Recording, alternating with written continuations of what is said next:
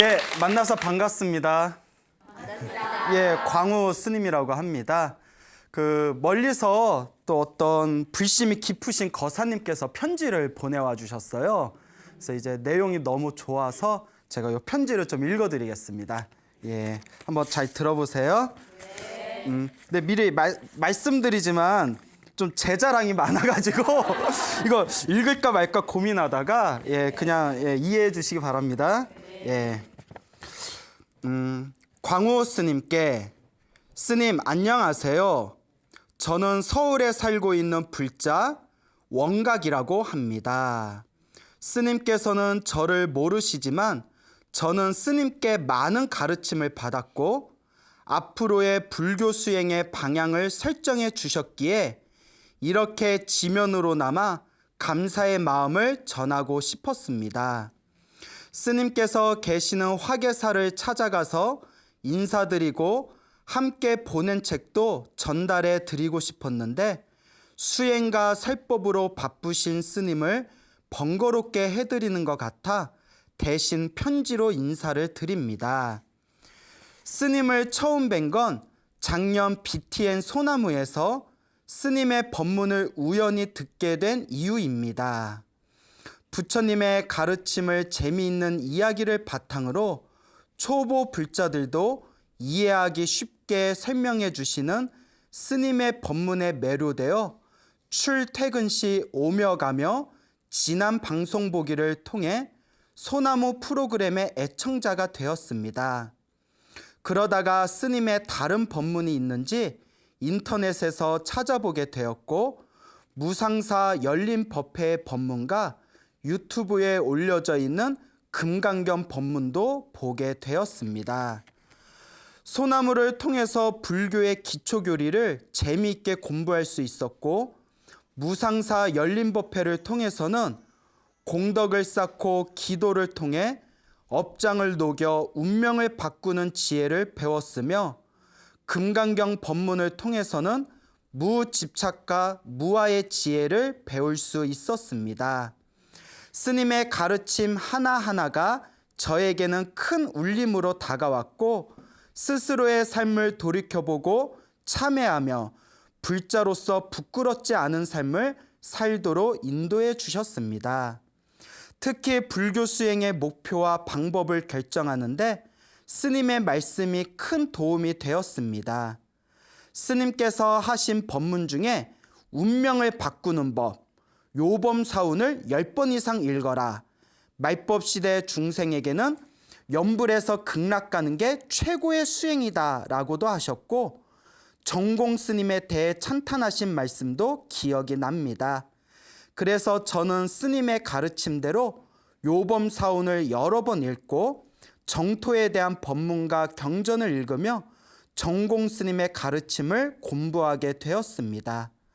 한동안의 배움의 과정을 통해 저는 아미타불 명호를 친명하여 극락왕생하는 것이 육도 윤회를 벗어날 수 있는 최고의 방법임을 깨닫게 되었고 매일 목표를 정해 연불을 하고 한 달에 한 번은 철야 연불을 하고 무량수경을 독송하여 믿음과 발언을 키울 수 있도록 수행 정진하고 있습니다. 정공 큰 스님의 가르침을 이어받아 발보리심 일양 전념 아미타불이 현재 저의 수행 강령이 되었고 이번 생에 반드시 윤회를 벗어날 수 있도록 노력하고 있습니다. 이 모든 것의 시작점이 바로 광우 스님입니다. 스님의 법문이 없었다면 인과를 깊이 믿지 못했을 것이고 무집착의 소중한 가르침을 제대로 이해하지 못했을 것이며 아직도 불교 수행 방법을 찾아 헤매고 있었을 것입니다. 다행히 스님의 법문이 저를 정공 스님과 정토로 이끌어 주어 이제는 믿음을 키우며 일념으로 행할 일만 남았습니다. 감사합니다, 광우 스님. 스님의 은혜를 조금이나마 갚기 위해 제가 읽은 책 중에 정토와 아미타불의 서원을 이해하는데 많은 도움이 된 책 몇 권을 같이 보냅니다. 특히 친문기는 정공 큰 스님께서 무량수경을 요해하신 내용으로 무량수경 해설서의 총화라고 할 수 있을 만큼 내용이 넓고 깊습니다. 혹시 읽으셨을지도 모르지만 현재 판매하는 책이 아니기에 몇 권을 동봉하니 스님도 소장하시고 주변에 심심 있는 분들이 계시면 나눠주셔도 좋을 듯합니다. 그리고 부끄럽지만 이번에 정법 염처경을 중심으로 육도 윤회와 인과에 대한 책을 출간하게 되었습니다. 그 중에 법보시용으로 제작된 책을 몇 권 보내니 인연 있는 주변 불자들에게 나누어 주셔서 읽으신 분들이 윤회의 무상함과 괴로움을 알고 이를 벗어나고자 하는 마음을 내었으면 하는 바람입니다. 혹시 책이 더 필요하시면 연락처를 알려드리니 요청하시면 기쁜 마음으로 보내드리겠습니다. 제가 이렇게 하는 이유는 위로는 광우 스님을 포함한 삼보의 은혜를 갚고 아래로는 고통 속의 중생을 구제하고자 원을 세웠기 때문입니다. 저를 이끌어 주셨듯 앞으로도 많은 중생들을 불법으로 이끌어 주시고 제도해 주시길 바라겠습니다. 스님의 지혜의 말씀이 세상 속으로 널리 널리 퍼지길 기원하겠습니다. 다시 한번 감사드립니다. 나무 아미타불. 이상 마치겠습니다.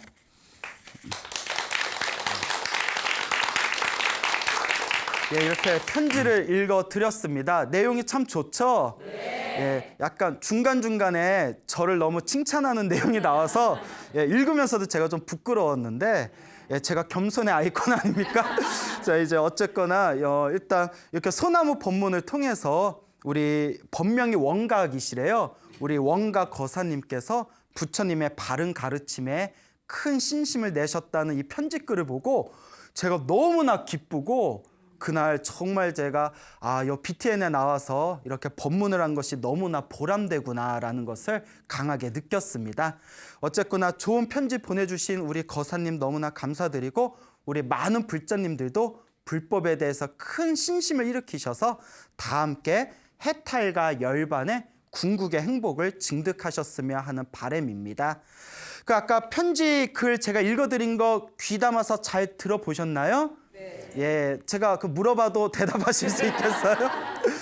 거기에 보면 처음에 이제 소나무 법문을 듣다가 이제 뭐 유튜브에서 금강경 법문도 찾아보고 그러다가 제가 아마 법문 중간중간에 뭐 운명을 바꾸는 법이라는 책이 있어요. 요범사운이라는 그 이제 책이 있는데 명나라 때 그 원앙이라는 선비가 쓰신 책입니다. 그 책을 제가 굉장히 강력하게 추천을 중간중간 했었습니다. 평소에도 불자분들에게 그 책을 많이 읽으라고 말씀을 드리는데 저 대만이나 중국 불교에서는 이 요범사운이라는 책을 불자들이 반드시 읽어야 할 필독서라고 합니다. 그래서 굉장히 박복한 운명을 타고났던 원황이라는 선비가 열심히 기도하고 복을 짓고 선업을 지어서 자신의 운명을 바꾼다는 그런 아름다운 이야기이거든요. 그리고 그 요범사운이라는 명나라 때 만들어졌으니까 오래전에 한 몇백 년 전에 지어진 책이잖아요. 그 현대 사람들에 맞게 그 요범사운이라는 책을 해설하신 분이 저 대만의 정공법사라는 스님이 계세요. 그래서 그 정공법사라는 스님의 이야기를 제가 소나무에서도 몇 번 말씀을 드렸을 겁니다. 네, 그분의 이제 정공법사라는 그분의 이제 가르침을 통해서 요 원각 편지를 보내주신 원각 거사님께서 이제 요새 열심히 염불하고 다음 생 극락왕생에서 윤회에서 벗어나는 길을 잘 닦고 있습니다라는 그런 내용이 담겨져 있었습니다. 다들 기억나시죠? 네. 그래서 오늘 그 정공법사, 대만의 정공법사에 대해서 한번 간단하게 여러분들에게 소개해 드리고자 합니다. 굉장히 우리 불자들이 귀담아서 그 정공법사님의 어떤 살아오신 삶을 우리가 좀 배우고 또 충분히 우리가 모범으로 삼기에 충분하신 분이기 때문에 제가 간단하게나마 이 대만의 정공법사 스님에 대한 이야기를 조금 전해드릴까 합니다. 지금 대만에서 활동하고 계시는 정공법사 정공 스님께서는 1927년생이시래요. 1927년생이면 지금 거의 90이 넘으셨죠? 90이 넘으셨는데도 아직도 지금 활발하게 활동을 하고 계십니다.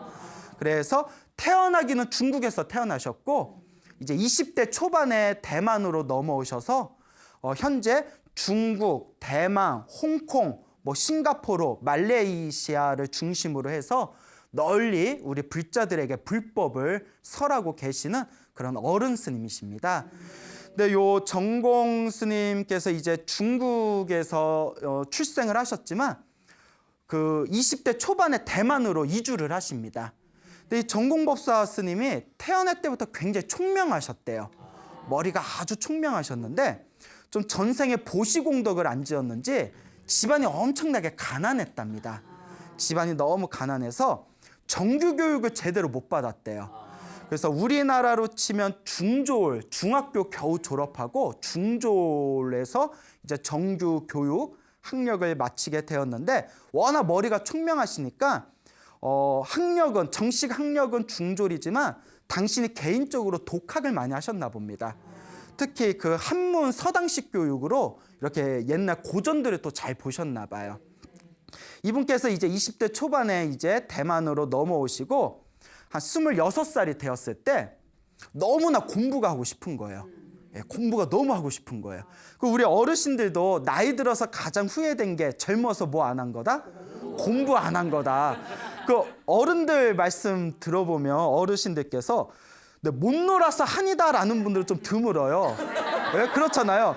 내가 못 놀아본 게 한이다라는 분들은 간혹 계시긴 한데 그런 분들은 좀 드무시고 항상 이제 자손들 보면 공부 열심히 안 한 게 제일 후회된다. 이런 말씀 많이 하시지 않습니까? 물론 예외가 있는 게 그 아인슈타인 아시죠? 네. 아인슈타인은 나이 들어서 젊었을 때 못 놀아본 게 한이다라는 얘기를 했답니다. 네, 이제 뭐 그런 천재 말은 너무 귀담아 들을 필요 없고요. 예, 우리 수준에서 봤을 때는 어르신들께서는 이제 젊었을 때 공부 안 한 게 너무나 후회가 된다.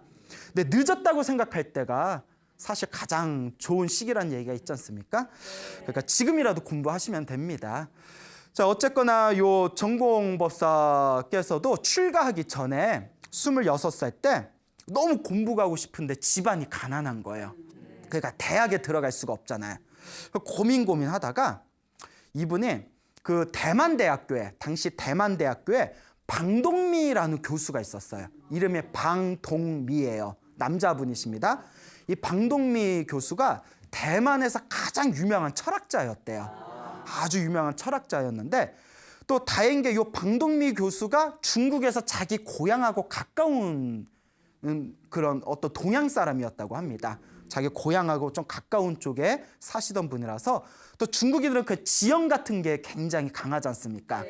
그래서 이 대만 대학교의 방동미 철학 교수님한테 이천자, 함자 이천자로 정성스럽게 편지를 썼대요. 여러분 아시는 한문이 몇 자예요? 예, 그냥 웃지요.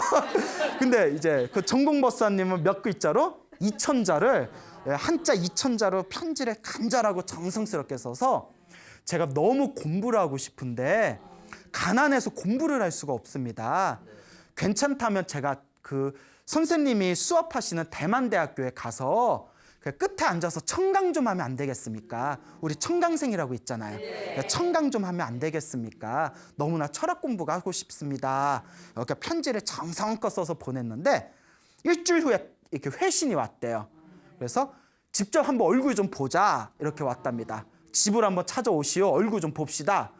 그래서 이제 그 정공법사가 이제 방동미 교수를 딱 만났는데 교수님이 이제 편지를 자기가 그 받은 편지를 앞에다 딱 두면서 이거 솔직히 누가 쓴 겁니까? 라고 물어보더래요. 그래서 정공법사가 이게 제가 썼습니다. 아니라고. 문장이 너무나 뛰어나서 중졸 수준이 쓸 정도가 아니라고. 지금 대만의 대학생들도 이런 문장을 쓸 수가 없다고. 너무나 문장을 잘 써서 이거 진짜 당신이 쓴 거냐고. 이거 제가 쓴 겁니다. 대단하다고. 그러면서 가만히 있더니 방동미 교수가 그런데 청강은 안 됩니다 이러더라고요. 그거 좀 듣는 게 뭐가 그렇잖아요. 그래서 이 정공법사가 안 되는구나 하고 이렇게 낙담하고 있는데 가만히 있더니 방동미 교수가 이렇게 얘기하더랍니다. 지금은 학생이 학생 같지 않고 선생이 선생 같지 않아서 학교가 다 쓰레기통이 돼버렸다고. 지금 같은 상황에서 당신이 대학교에 와서 청강을 해봤자 오히려 실망만 커질 수 있다고. 그러니 일주일에 한 번씩 일요일 날 우리 집에 오면 내가 개인적으로 일주일에 한 번씩 2시간 철학개론을 내가 개인 교습을 해주겠다. 일주일에 한 번씩 일요일 날 우리 집에 와서 나한테 개인 교습을 받아라 이러더래요. 야, 이건 대단한 거죠. 대만에서 최고 가는 철학자가 일주일에 한 번씩 공짜로 2시간을 이제 개인 교습을 해주겠다는 개인과외잖아요. 그러니까 이제 그 방동미 교수도 그 편지를 딱 보고 또 이제 사람을 본 뒤에 딱 알아본 거겠죠. 아, 이 청년이 인재다. 내가 한번 이렇게 좀 개인적으로 내가 키워볼만 하겠다. 뭔가 서로 뭐 마음으로 통한 게 있지 않았겠습니까? 그래서 이제 매주 일주일에 한 번씩 그 교수님 집에 찾아가서 2시간씩 철학개론을 배웠대요. 그렇게 이제 1년을 배웠답니다. 1년을 이제 정성껏 배웠는데 공부를 하면서 마지막 배운 게 불교 철학을 배웠대요. 그래서 불교 철학을 배우면서 요 방동미 교수가 하는 얘기가 철학 중에 세계를 통틀어서 철학 중에 최고의 철학은 불교다라고 가르쳐 주더래요. 그 세계에서 가장 위대한 철학은 불교고, 불교 중에서도 부처님의 경전 중에서도 화엄경이라는 경전이 있다. 화엄경이 불교 철학 중에 최고봉이다. 다 이렇게 설명을 해주더랍니다. 그러니까 세계 철학 중에서 최고의 철학은 뭐다? 불교고, 불교의 철학을 담고 있는 경전 중에서 최고의 경전, 최고의 철학이 뭐다? 화엄경이다. 이렇게 이제 가르쳐줬답니다. 이게 중간에 잘라먹지 마세요. 중간에 잘라먹지 말고 들은 대로 얘기하세요. 네, 잘하셨어요. 어쨌거나 이제 그 이야기를 딱 듣고 이 전공법사가 어떤 생각을 했냐면 그동안 불교를 미신이라고 생각했대요. 불교는 그 나이 많은 할머니들 향 꽂고 손바닥 비비는 미신이라고 생각했는데 자기가 스승으로 섬기는 대만 최고의 철학자가 불교야말로 최고의 철학이다라고 하니까 그때부터 이제 불교에 관심을 가지게 되었답니다. 자, 어쨌거나 이제 26살에 방동미 교수 아래에서 1년 동안 이제 철학 공부를 하고 난 뒤에 이제 불교에 대해서 좀 내가 불교를 공부해 봐야겠다. 내가 진지하게 부처님 가르침을 공부해 봐야겠다. 얼마나 대단한 가르침이길래 우리 방동미 교수님이 철학 중에 불교 철학이 최고다라고 얘기하셨을까? 그래서 가까운 지인의 소개로 아주 큰 스님 밑에서 불교 공부를 할 수 있는 인연을 얻게 됩니다. 그 만나게 된 큰 스님이 그 청나라라고 아시죠? 그 청나라가 그 밀교, 불교 중에 밀교라는 종파가 있어요. 밀교의 큰 스님을 국사로 모셨거든요. 국사, 나라의 스승. 근데 청나라가 이제 나중에 망해버리잖아요. 청나라의 마지막 국사였던 장가대사, 이름이 장가예요. 장가대사라는 큰 스님, 청나라의 마지막 국사였던 이 장가 스님 밑에서 불교 공부를 3년 동안 하게 되었답니다. 이제 장가 스님 밑에서 공부를 하는데 이 장가 스님이 티베트 밀교의 대가셨대요. 티베트 밀교의 고승이셨는데 이 장가대사 밑에서 3년 동안 불교 교리를 공부하는데 밀교는 안 가르쳐 주셨대요. 왜 밀교를 안 가르쳐 주셨냐면 밀교가 말 그대로 비밀스러운 가르침이거든요. 그래서 그 밀교의 대표적인 불상 중에, 밀교를 상징하는 불상 중에 이렇게 부처님이 참선자세로 앉아 계시면 그 위에 그 허리가 콜라병 있죠. 허리가 콜라병처럼 생긴 여자가 참선하고 있는 부처님 무릎 위에 올라서 목을 껴안고 뽀뽀하려는 불상이 있어요. 예, 이거 유명한 불상인데 못 보셨나요? 근데 이게 우리 상상을 완전히 파괴하는 거죠. 근데 그게 뭐 음탕한 뜻이 있는 게 아니라, 뭐 음란한 뜻이 있는 게 아니라 거기에 엄청난 비밀스러운 가르침이 거기에 숨겨져 있대요. 예, 그래서 그 비밀스러운 가르침이다 해서 밀교라고 부르거든요. 근데 이 장가대사가 전공법사에겐 밀교를 안 가르쳐 주셨대요. 왜냐하면 아까 이상한 불상 얘기를 했듯이 평범한 보통 사람이 밀교를 잘못 배우면 오히려 그르치게 된다. 오히려 잘못된 길을 갈 수가 있다. 그래서 보통 사람에게는 밀교를 안 가르쳐 주는 게 원칙이랍니다. 그러면서 장가 스님이 3년 동안 전공법사를 가르쳐 주면서 그대는 2600여 년 전 세상에 출현하셨던 석가모니 부처님의 일대기를 모범으로 삼아서 공부해라. 부처님이 이 세상에 왜 출현하셨고 어떻게 법을 펼치셨고 왜 출가하셨고 중생들에게 어떻게 수행을 가르쳐 주셨는지 부처님의 생애를 모범으로 삼아서 공부해라 라고 신신당부하셨다고 합니다. 그렇게 장가 대사, 장가 스님 밑에서 3년 동안 불교 공부를 하면서 이 전공법사가 불교에 대한 이해가 굉장히 깊어졌대요. 그러면서 장가 대사께서 이제 나중에 세상을 떠나시기 직전에 전공법사를 불러서 출가해라.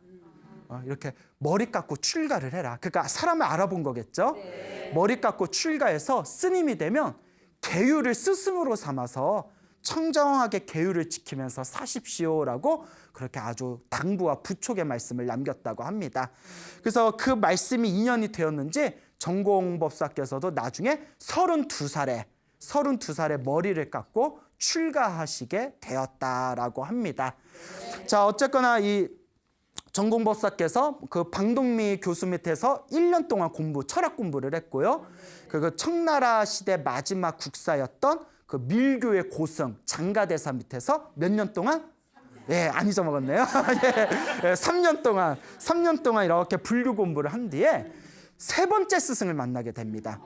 그 스승복이 있어요. 세 번째 스승이 누구였냐면 그 당시 대만에서 굉장히 유명했던 거사님, 머리 깎은 스님이 아니라 머리를 기른 거사님이었는데 이병남 거사님이라는 분 밑에서 불교 공부를 시작하게 됩니다. 다시. 근데 이 이병남 거사님이 대만 불교에서는 굉장히 유명하신 분이래요.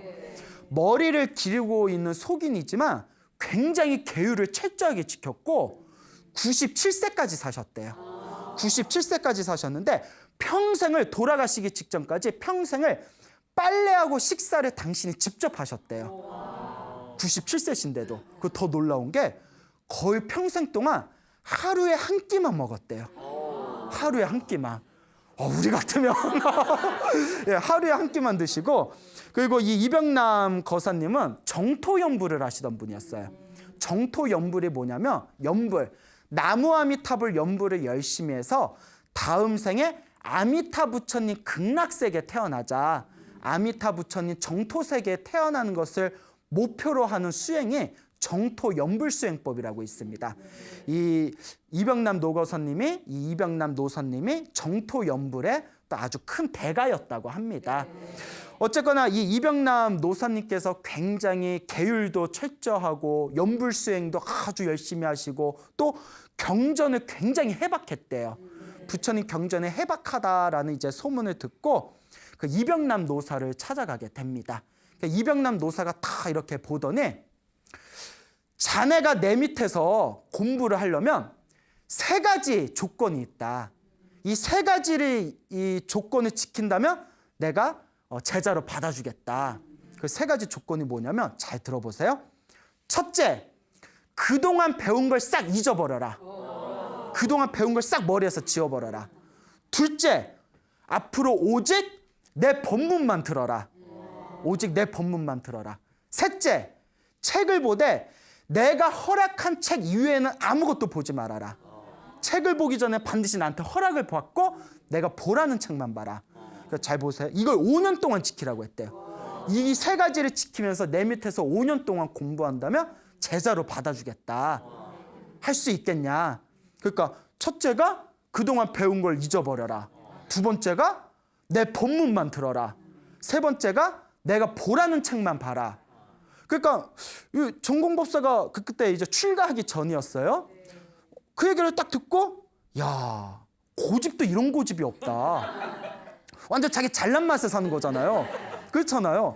예를 들어 BTN에서도 수많은 큰 스님들 법문 있잖아요. 근데 신도들 보고 소나무 말고는 보지 말아라 막 이러버리면 사람들 무슨 생각하겠어? 어머, 저 스님 막가네 이렇게 해서.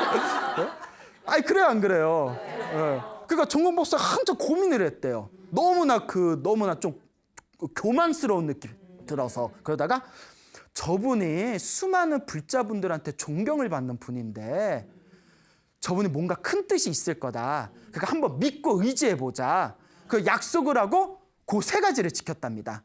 그동안 배운 거는 아예 아는 척도 안 하고, 그 다음에 오로지 이병남 거사 법문만 듣고, 그 다음에 이병남 노사가 보라는 책만 보고, 그렇게 5년을 지냈대요.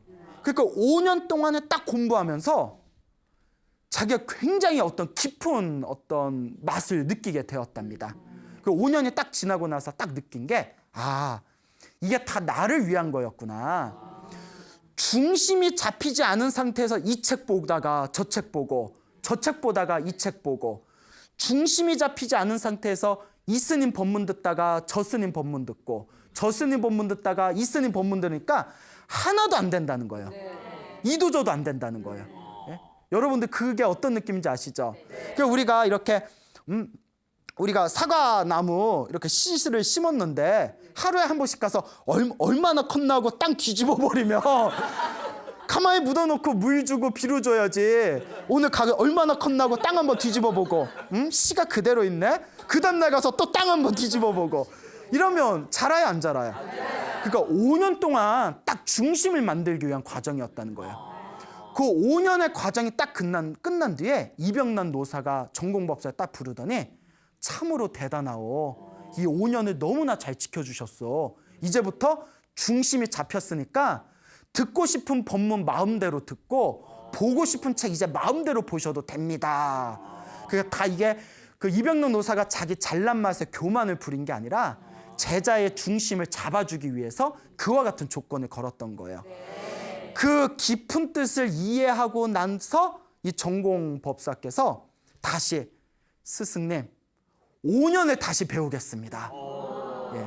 제가 이 5년 동안 그 세 가지를 지키면서 공부했더니 너무나 제가 큰 깊이가 생겼습니다. 그러니 5년을 자청을 해서 5년을 제가 더 배우겠습니다 해서 그 이병남 노사 밑에서 10년을 공부했다고 합니다. 그와 같이. 자, 근데 이 방법이 양날의 검이에요. 뭐라고요? 양날의 검. 사람을 살릴 수도 있지만 사람을 죽일 수도 있어요. 그러니까 정말 좋은 스승을 만났을 때는 이 방법이 최고예요. 좋은 스승 만나서 스승이 하라는 대로만 하면 되잖아요. 스승 법문만 듣고, 스승이 보라는 책만 보고, 궁금한 게 있으면 스승한테 질문하면 되고. 좋은 스승을 만났을 땐 최고의 방법인데, 그런데 지랄 맞은 스승을 만났을 때, 나쁜 스승을 만났을 때, 예를 들어 우리 사이비 교주들 있잖아요. 만약에 사이비 교주가 너 이제부터 내 얘기만 듣고, 내가 보라는 책만 보고, 내가 하라는 것만 해, 이래버리면 이제 어떡할 거야? 만약에 사이비 교주가 벗어 이래버리면, 어떻게 너 스승의 말을 안 믿는 거야? 이거 막 그것이 알고 싶다 이런 데 나오잖아요. 예, 나오잖아. 이거 왠지 편집될 것 같지 않아요? 피디님이 편집할 것 같다. 자, 어쨌거나 이야기를 이제 틀어서, 좋은 스승이 만났을 때는 최고의 방법이지만 사이비 교주라든가 나쁜 스승을 만났을 때는 이게 최악의 방법이 될 수 있어요. 그러니까 이것도 잘 가려야 됩니다. 전공법사는 스승복이 있었어요. 좋은 스승을 만났기 때문에 스승의 법문만 듣고, 스승이 보라는 책만 보고, 스승이 하라는 대로만 따라해서 큰 경지에 들어갈 수 있었지만, 우리는 상당히 조심해야 된다라는 것을 명심하시기 바랍니다.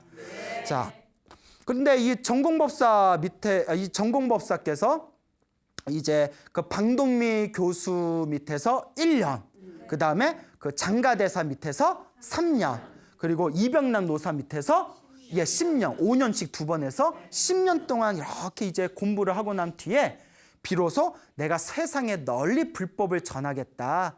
이 모든 중생들에게 부처님의 소중한 법문을 널리 전하겠습니다라고 서원을 세우고 이제 그 전국을 돌면서 이제 강의를 하십니다. 법문을 하고 강의를 하셔서 지금 90이 넘은 지금에도 아주 활발하게 활동하고 계시는 그런 노스님이 되겠습니다. 자, 그런데 이 이병남 노사 밑에서 이제 공부를 했을 때, 이 이병남 노사가 아까도 말씀드렸지만 정토 연부를 하시던 분이었잖아요. 그렇죠? 나무아미탑을 열심히 외워서 다음 생상에 극락세계에 태어나자. 근데 여러분, 불교를 잘 모르는 분들이 헷갈리시는 게 있는데, 우리 천상 있죠, 천상. 천국 있죠, 천국. 천국하고 아미타 부처님이 계시는 불국토는 다른 세상이에요. 이거 헷갈리시는 분들이 있더라고요. 천국에는 태어나도, 천상에는 태어나도 복이 닿으면 다시 윤회로 떨어져야 돼요. 그러니까 천상은 윤회 안에 있는 세상이에요. 그런데 아미타 부처님이 계시는 극락세계, 아미타 부처님이 계시는 불국토는 윤회를 벗어난 세계입니다. 그러니까 천상은 윤회를 한다 안 한다? 한다. 그 불국토, 극락세계는 윤회를 한다 안 한다?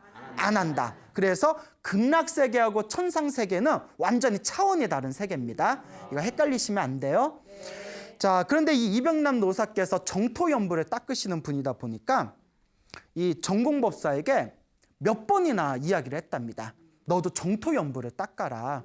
너도 연불을 해서 정토에 태어나는 것을 좀 닦아라 라고 여러 번 가르침을 설했지만, 그때마다 전공법사는 예 라고 그냥 대답만 하고는 닦지를 않았대요.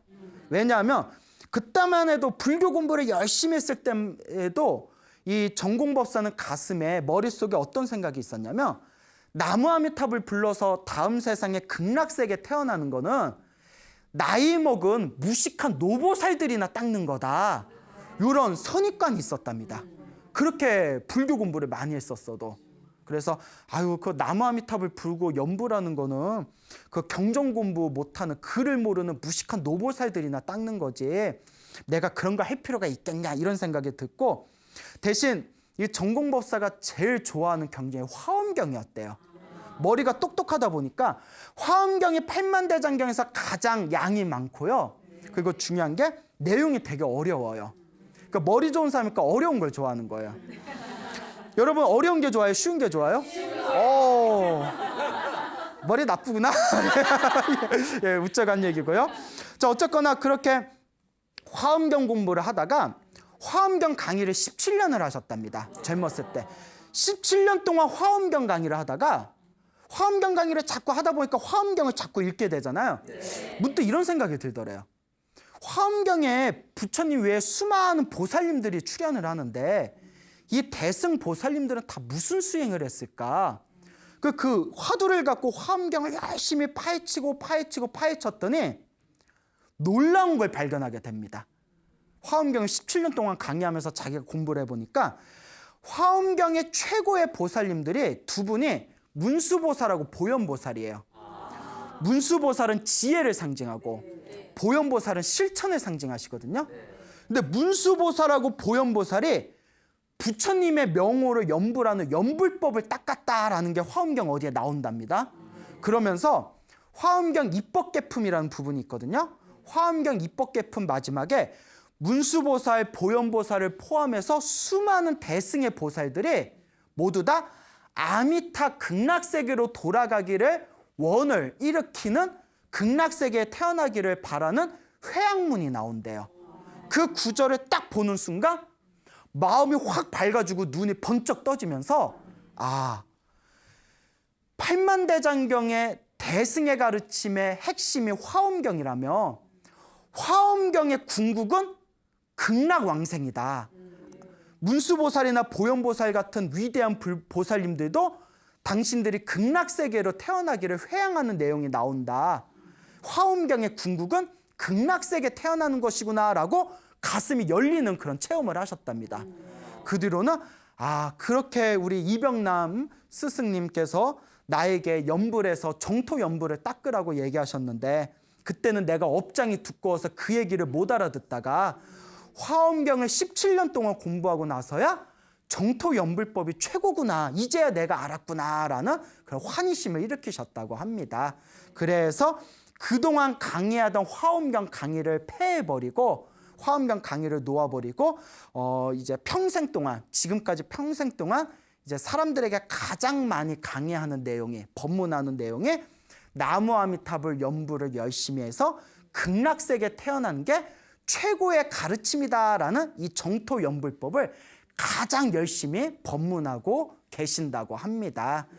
그러니까 여러분들께서도 제가 항상 그런 말씀을 드려요.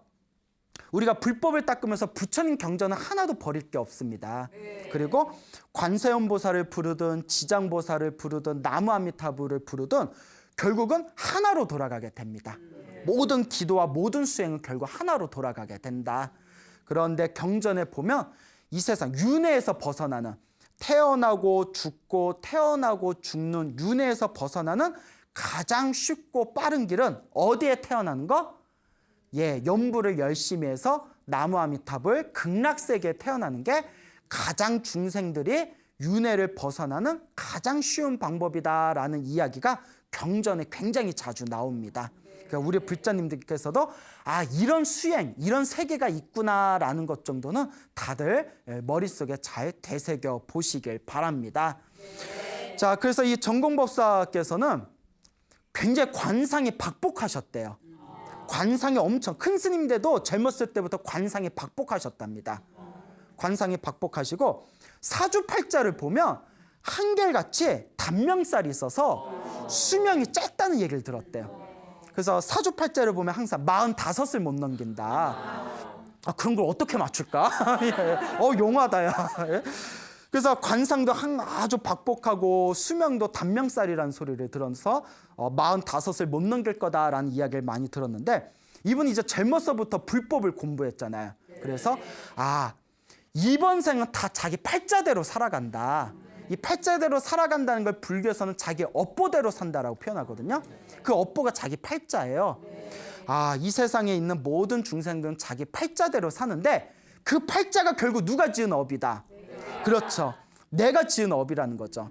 결국 내가 전생에 지었던 나의 업이고, 전생에 지었던 나의 업보대로 이번 생에 살아가는 거라면 이 업을 고치는 것도 누구의 몫이다? 그렇죠. 나의 몫이라는 거죠. 전생에 내가 지었던 업보에 의해서 이번 생을 살아간다면 이번 생의 업을 바꾸는 것도 나의 몫이라는 겁니다. 그러니까 불교 공부를 아주 제대로 하셨기 때문에 이 이치를 꿰뚫어 보시고 기도를 열심히 하시고 선업을 많이 지으셨대요. 복을 엄청 많이 지으셨답니다. 그래서 가장 많이 지었던 복 3가지가, 첫째가 방생을 많이 하셨대요. 방생. 이제 죽어가는 어떤 짐승들을 풀어주는 방생을 많이 하셨고, 두 번째가 그 약값이 없는 가난한 병자들 있죠. 그 외롭고 가난한 병자들한테 약값 보시를 많이 했대요. 약보시. 약을 보시하거나 약값을 많이 보시해 줬답니다. 그 다음에 이제 세 번째가 경전을 찍어가지고 경전을 인수해서 사람들한테 나눠주는 법공양을 많이 하셨대요.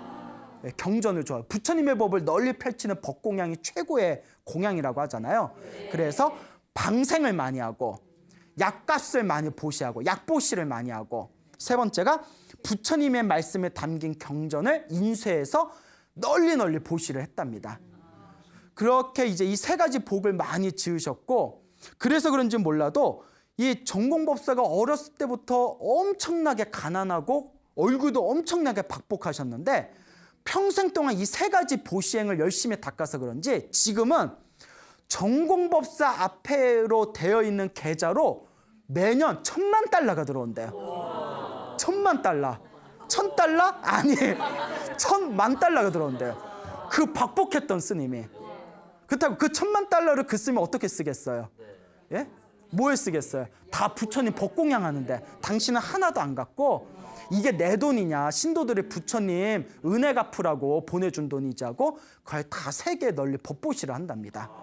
네? 그 다음에 이분께서 45살이 되었을 때 이유를 알 수 없는 큰 병에 걸리셨대요. 그래서 전공법사가 내가 사주팔자로 보면 단명이 있어서 내가 45을 못 넘긴다고 하더니 45이 되어서 딱 이렇게 큰 병에 걸렸구나. 뭐 가면 가는 거지. 갈 때 가더라도 기도라도 열심히 하고 가자. 그 이제 방 안에 다 문을 닫고 방 안에 들어와서 한 달 동안 오직 연불만 했대요.